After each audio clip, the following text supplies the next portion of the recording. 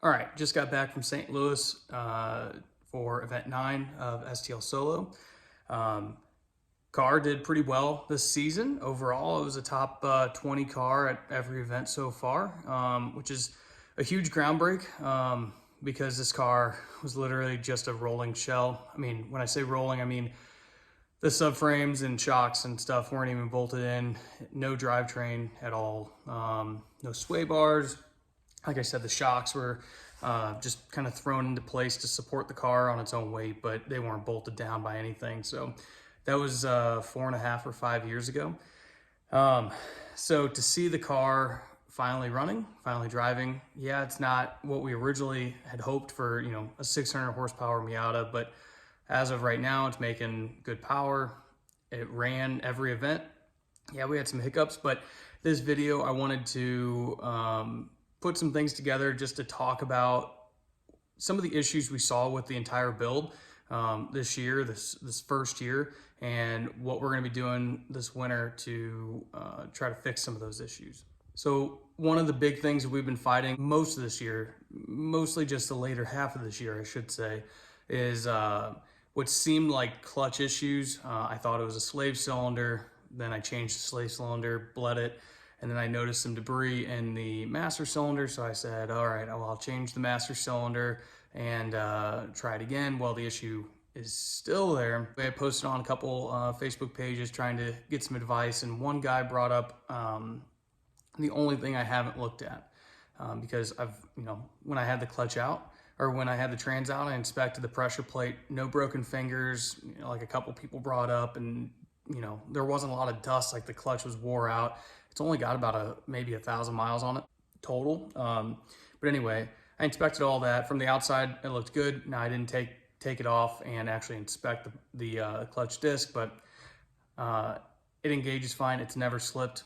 So I kind of pushed that off. Anyway, one of the guys on Facebook said something about this could be a pilot bearing failing. And now that he said that, it makes perfect sense. So basically, what's happening is you'll put it in gear. It's really hard to get into first, for one. I've adjusted the clutch to where it's super late clutch engagement, which means it should be fully disengaged when it's all the way on the floor. Anyway, the pilot bearing is what I think this issue is. And the reason why is if you get into first gear and just sit there without being on the gas, without being on the brake, the car will urge forward and then stop, and it'll just sit there like like the clutch is fully disengaged, perfectly fine. And then it'll just kind of drag itself down, and the car will start moving forward again. And it's kind of random, but since it is a roller pilot bearing in there right now, it makes sense. It seems like the bearing is starting to fail, and it's got some spots that it's catching on. So anyway, I ordered a bushing, a bronze bushing that should fix our issues. I think bronze bushings are a little bit more reliable overall. I am gonna have to drop the clutch again, or drop the trans again. Luckily, it only took a couple hours. Might get a buddy over here and we'll just knock that job out. It wasn't too bad to get trans off anyway. So anyway, I think we figured out the clutch. The other things that we had some issues with was cooling. And it seems like most of those issues were simply to do with ducting. Now, we'll test it a little bit more in this upcoming summer, but in the past 4 events, after I've done some ducting mods, and I was just doing a proof of concept, so I did that ducting tape, and I did that, and my temps dropped dramatically. I can do pool after pool after pool, any temperature. I haven't really done it above like 90 degrees, but even at 90, pool after pool after pool, it's perfect. I also did the hood vents, so I think either this winter or whatever, I'm gonna try having some custom radiator ducting made. I can't do anything off the shelf just because I have intercooler piping, the intercooler itself, and then the oil cooler. It makes it for a little bit more, it's a little bit more difficult than just, building stuff, especially the way I routed it. A lot of the Miata guys, when they do like an intercooler, they'll do the top in and top out, and I did side, and that just makes it kind of a nightmare to do any ducting mods. We also had a water pump fail, so I put a new water pump in there. It still has just a factory thermostat, which kind of makes it a pain in the butt to bleed, because I think the thermostat is 195, but the fans come on at 180 or 178. So you got to unplug the fans to do it, and it's kind of a burping process. I noticed this even with my Fiesta ST. It was kind of just a pain in the butt, to get it burped. Another big thing that we had issues with this year was boost reference lines. So before I was just using some black poly push to connect line. It was just, air pneumatic line. And anyway, you can see in a previous video, I ended up having to get some really high temperature stuff from Master Car. It was rated at about 400 degrees. Yeah, it's a little ugly because it's just clear and it doesn't blend in like the black poly stuff did. But overall, I have not had a single issue with this stuff. I did a video where I literally put a torch to it, and after I think it was about 8 or 10 seconds, it finally started to deform. So I was like, well, if it can take direct heat from a torch, from a propane torch, then it can be in the engine bay. The working temperature alone, like I said, was 400 degrees, so I thought it was great. Some of the upgrades I thought I was going to have to be doing after this season, I thought I was going to have to do carbon clutches or the clutch pack mod in the 488 diff, and now I don't think I need to. It locks up super well. Overall, it's always locked when I want it to be. It slides out of the corners really nice when I'm on full throttle. Turns in really nice like an open diff. It doesn't, try to drag me back like if it was a locked, or, make me push. So it's open when I want it. It's locked when I want it. So I will not be doing the carbon clutches as of right now. It's just a factory 8.8 clutch type LSD. Another issue I haven't talked about on here, but the battery needs to be replaced. Right now it's the lead acid, and it does leak. So I do have some battery acid, that's dried up in my trunk from some of the cornering and stuff. So next season, I don't necessarily need to cut weight, because the XB class has a minimum weight for XB of 2150, and right now I'm at 2250, and I really don't need to lose that much weight. If I want to lose weight, it doesn't necessarily need to be right on the back of the car, which is where I need it the most. But anyway, I probably will end up doing, a different battery. I don't drive this thing enough on the street or in the cold weather to where I need a big 40-pound battery in the back. So I might end up doing something smaller, like a motorcycle battery or a lithium iron battery. I found a couple that are like 8 to 10 pounds, and they're not too expensive, and they're AGMs maybe. Anyway, I have them saved on my computer. They're about 150 to 200 bucks, and I think it's going to help me out and not have to worry about that battery in the future.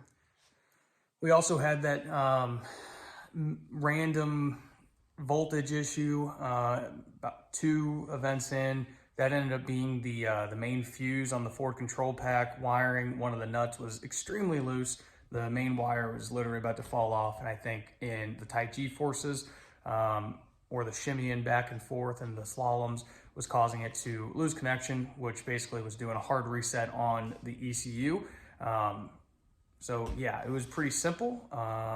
We just had to tighten up that. It was like a 9/16 nut, and since I fixed that, I've had that issue not return. And now the biggest issue I've had with this car, and I think it's just my poor welding skills. I can't deny it, I am not a great welder, but when I was building this car, there was a couple things that I did. I started off with TIG welding when I was making my manifold. I made it out of stainless. Didn't back purge it, that's mistake number 1. And 2, I used I used 2 1/4, I think it's piping, I think.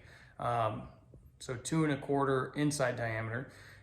They don't make schedule stuff based off inside diameter. Anyway, it's not like schedule 40. Should have used schedule 40. And then for the wastegate, Y off, I think I used like 065 wall. Nothing super like heavy duty, but anyway, long story short, I know I've talked about this a lot, but it keeps that weld between, or the pipe from the wastegate where it meets the heavier duty stuff for that for the actual turbo. It keeps cracking there. I'll show you right now. So this happened this last event. You can see him holding on by just a thread, but it keeps cracking right at that weld. Now, my buddy DJ, you can kind of see it in there, has done reinforcements. It broke right on the edge of that reinforcement, which means it's right on the edge of that weld. So anyway, we're gonna be changing up this entire setup. So I originally, like I said, was hoping this car would make 600 with the future of making 650 wheel horsepower. And with that being said, I thought, you know what? I need a 4-inch exhaust, and I want it as short as possible. Now, after autocrossing it, and I think this is a lot of car people, you realize you don't need as much horsepower as you once thought. So right now the car makes 371, 381. So 371 wheel horsepower, 381 torque. And for autocross, anytime I want in second gear, I can light the tires off and I'm spinning.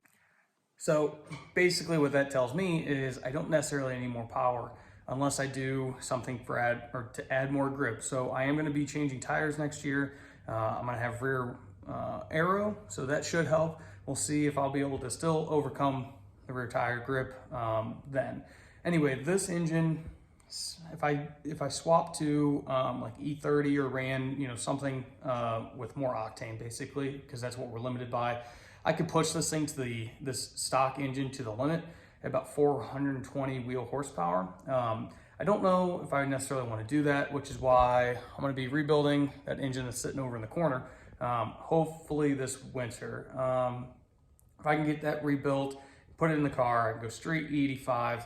And now that I'm really, I've drove the car, I know what this car kind of wants. I really think 400 to 450 is going to be where it's going to be happiest for autocross. And then, this turbo setup is still going to be good for 550 or so. I don't think I necessarily need to do cams on that built engine. So anyway, this turbo makes great power, 3,000 RPM power band. Can't complain about that. But since that manifold keeps cracking, I am going to be doing a new manifold. Local guy here in town does a lot of race car builds for, I know a couple guys at work that have some really cool fab work from him. So I've seen his work. He does really good work, reasonably priced. Anyway, what we're gonna be doing is a full new turbo manifold, downpipe, and full exhaust. So I'm gonna do exhaust out the back, try to quiet this thing down, because really the only thing that keeps this thing from being drivable on the road is just how loud it is and obnoxious.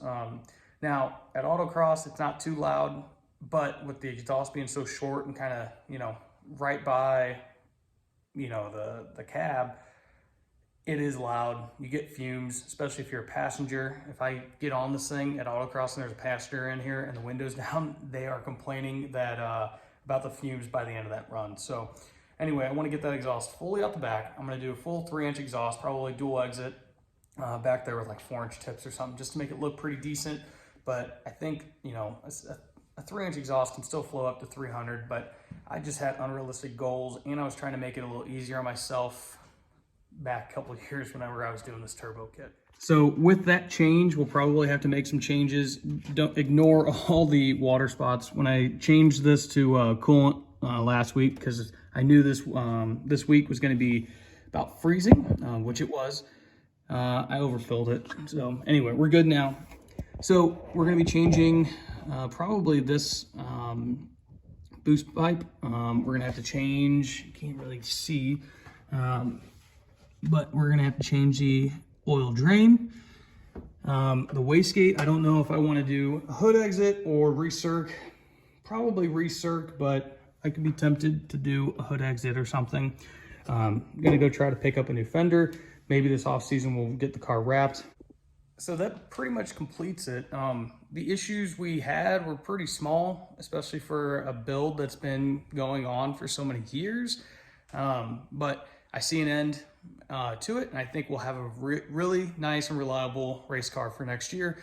And once we get the Nine Lives Racing wing, which should be in tomorrow, I think it'll be extremely competitive, even at a nationals level, because the goal is to go to spring nats and normal nats, and maybe sprinkle in a couple solo tours throughout, within a decent driving range. So anyway, this is probably a long ramble on video, but I did want to give you guys an update after this season, after this build's kind of been completed, for all the stuff we've done, kind of a quick recap, and just tell you what we're going to be doing moving forward and how we fix some of our issues. So anyway, guys, thanks. Make sure you like, subscribe, share. I think this is going to be a good next racing season. So thanks.